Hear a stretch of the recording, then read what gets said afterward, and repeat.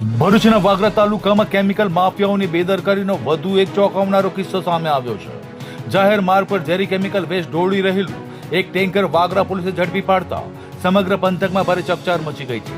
દહેજની ઔદ્યોગિક એકમોમાંથી નીકળતા જોખમી કેમિકલ વેસ્ટના ગેરકાયદેસર નિકાલનો મુદ્દો ફરી એકવાર ચર્ચાના કેન્દ્રમાં આવ્યો છે.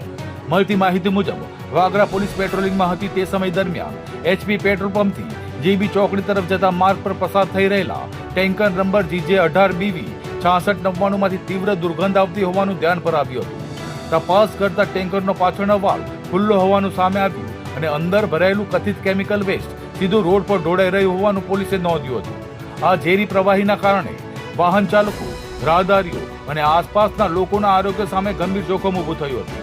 સમગ્ર વિસ્તારમાં અસહ્ય દુર્ગંધ ફેલાતા લોકોમાં ભય અને રોષનો માહોલ સર્જાયો હતો. પોલીસે ટેન્કર અટકાવી ચાલકની પૂછપરછ હાથ ધરી હતી, જેમાં ચોંકાવનારી માહિતી સામે આવી હતી. ઝડપાયેલા ચાલક શિવશંકર પાલે ટેન્કર દહેજથી GFL કંપનીમાંથી લોડ કરાયો હોવાનું અને વાલ કંપનીમાંથી જ નીકળતી વખતે જ ખુલ્લો હોવાની માહિતી આપી હતી.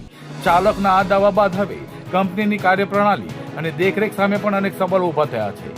સ્થાનિકોમાં ચર્ચાએ જોર પકડ્યું છે કે દહેજ અને આસપાસના ઔદ્યોગિક વિસ્તારોમાં કેટલાક કેમિકલ માફિયાઓ દ્વારા નિયમોને બાજુ પર મૂકી પર્યાવરણ અને માનવજાત સાથે ખુલ્લેઆમ ચેડા કરવામાં આવી રહ્યા છે. જાહેર માર્ગ પર કેમિકલ વેસ્ટ છોડવાના આવા બનાવો માત્ર કાયદાનો ભંગ નથી, પરંતુ સમગ્ર સમાજના આરોગ્ય સામેનું ગંભીર ષડયંત્ર સમાન છે. આ સમગ્ર મામલે વાગરા પોલીસ સ્ટેશનમાં ગુનો દાખલ કરી આગળની વધુ તપાસ હાથ ધરવામાં આવી છે. હવે જોવાનું એ રહેશે કે તપાસનો દોર માત્ર ચાલક સુધી સીમિત રહેશે કે પછી કેમિકલ વેસ્ટના ગેરકાયદેસર નેટવર્કમાં સંકળાયેલા મોટા માથાઓ સુધી પણ પહોંચે છે.